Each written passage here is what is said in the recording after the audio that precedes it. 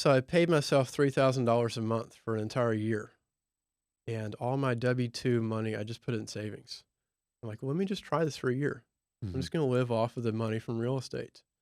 And I just started stockpiling all that money into the savings account, and I lived off the $3,000 a month. So after a year of doing that, I thought, "I can do this." Yeah. And, I gave my employer I gave him I think it was about 90-day notice.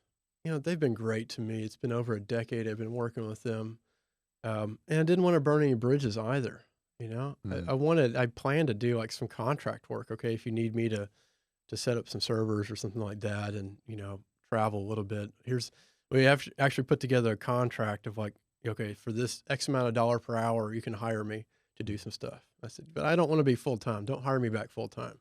I made it high enough to where they wouldn't do it full time, Right. but not low enough to where they'd never call me.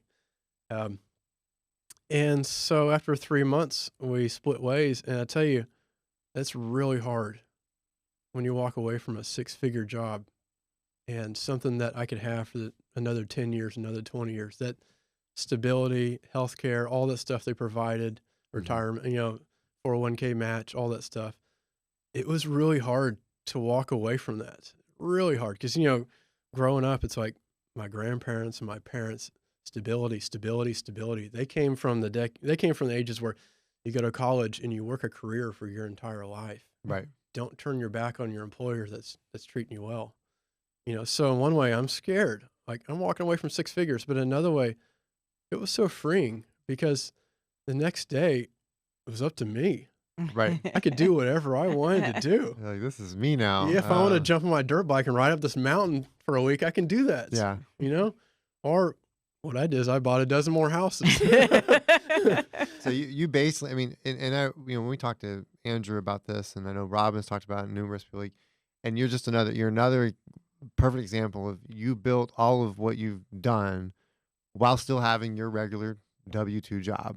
And, and like you mentioned, you had six-figure W-2 job, making great money, and you just said, I'm gonna work my way to where I build this up, and then I go. Versus when people are like, "Well, I've got too much on my plate. I can't do it because I have a W-2 and I'm too busy." You were like, "No, I'm gonna buy an RV park and do this and do that." And your prime example, just like again, for anybody that listens to this, that you don't have to quit your W-2 job Mhm. to do it. Yeah, I think one of the big I can't remember who said this, whoever's, but I'm sure plenty of people said this, but don't lose perspective of your why. Why Right. are you doing this? And that's one thing I had to ask myself when I'm quitting my job is why am I moving into real estate?